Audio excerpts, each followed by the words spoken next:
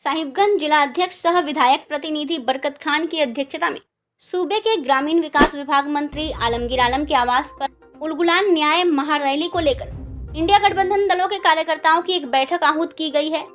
इस बैठक में इंडिया गठबंधन के जिला स्तरीय, प्रखंड स्तरीय, प्रदेश स्तरीय पदाधिकारी एवं वरिष्ठ कार्यकर्ता मौजूद रहे। वहीं गठबंधन की इस बैठक में मंच पर उपस्थित रहे वर्तमान सांसद और राजमहल लोकसभा के वर्तमान प्रत्याशी विजय हांसदा, पूर्व मंत्री हेमलाल मुर्मू, कांग्रेस प्रदेश महासचिव तनवीर आलम,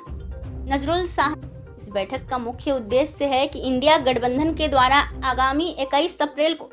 अपराह्न 1 बजे प्रवाहक तारा मैदान धुरवा रांची में उलगुलान न्याय महारैली का आयोजन किया गया है। इस रैली में हमारे अखिल भारतीय कांग्रेस कमेटी के अध्यक्ष मल्लिकार्जुन खड़गे, आदरणीय सोनिया गांधी, आदरणीय राहुल गांधी, इंडिया गठबंधन के राष्ट्रीय स्तर के नजन और राज्य स्तरीय नेता इसमें उपस्थित रहेंगे। बहुत सारी योजनाएं हमारे पास आज हथियार है कि हम जनता के बीच जा सकते हैं, लेकिन बहुत सारी बातें जो कि आज मीडिया के माध्यम से हम तक पहुंच नहीं पा रहा है, बहुत सारी बातों को छिपाया जा रहा है। कई राज्यों में ऐसी घटनाएं घट रही है, बड़ी बड़ी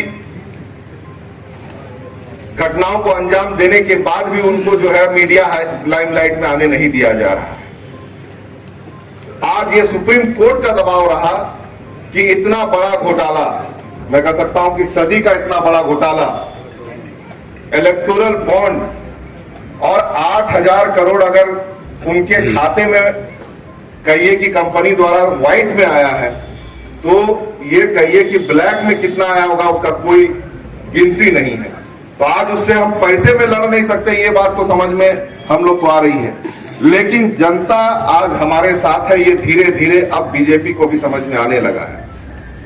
आज जिस तरह से सदन के अंदर, मैं सदन के अंदर का बात करूंगा, बाहर में तो हमारे जिस तरह से केजरीवाल जी को, हमारे माननीय हेमंत सोरेन जी को अंदर किया गया और कई नेता हमारे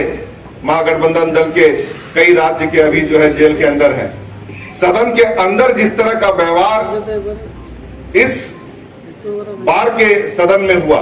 जो 2014 अभी 19 के बाद का, कि जिस समय अगर सांसद विपक्ष के बोल रहे हैं तो कैमरा दूसरी ओर घुमा देना, सांसद अगर कुछ और ज्यादा एक्स्ट्रा अगर बोलना चाह रहे हैं, बीजेपी वालों को पूरा टाइम मिलता है बोलने के लिए, हम लोग जहां अगर कुछ बोले तो उसमें जो है माइक ऑफ कर दिया गया। और बीजेपी के सांसद द्वारा विपक्ष के सांसद पे जिस तरह का टिप्पणी हुआ हो, तो आप लोग से भी, क्योंकि आप नेतागण हैं तो सब सुने ही होंगे, इस तरह का अभद्र टिप्पणी सदन के अंदर जब हो रहा है तो उनकी मानसिकता और उनका मनोबल किस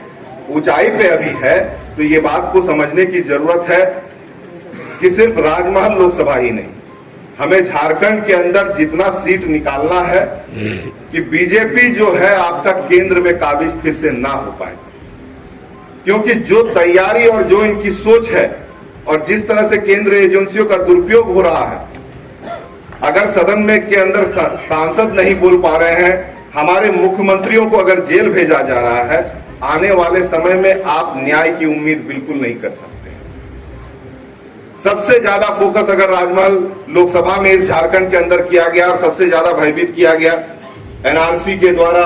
यहाँ का जो पत्थर उद्योग है उस पर चोट किया गया। ये तो कहिए हमारी सरकार है यहाँ पे कि उस चीज के लिए हम लोग लड़ करके एनआरसी के दबाव के बाद भी यहाँ पे जो अभी बिजनेस चल रहा है उसको हम लोगों ने पूरी तरह से अपना सहयोग देने का प्रयास किया।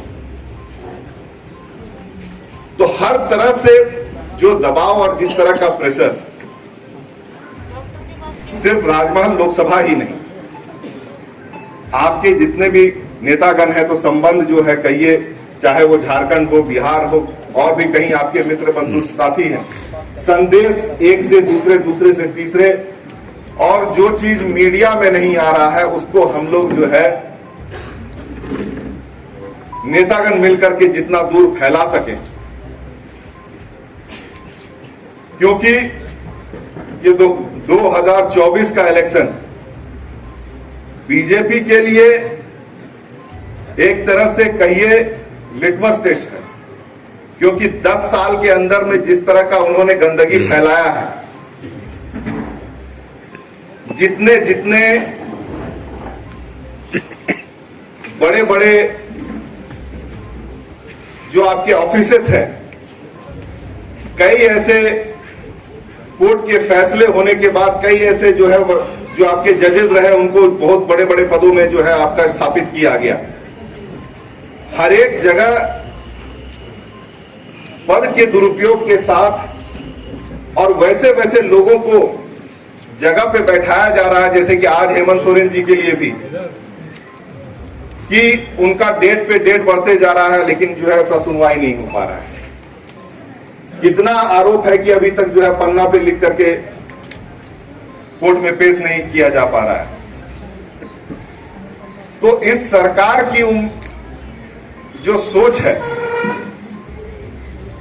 कि आने वाले समय में विपक्ष को ही समाप्त कर देने का, या फिर जो बोलने वाले लोग हैं, संविधान एक जो आजादी एक ताकत हम लोग को देती है, संविधान इन लोग के लिए मायने नहीं रखता, क्योंकि ये लोग मनुस्मृति में विश्वास रखते हैं।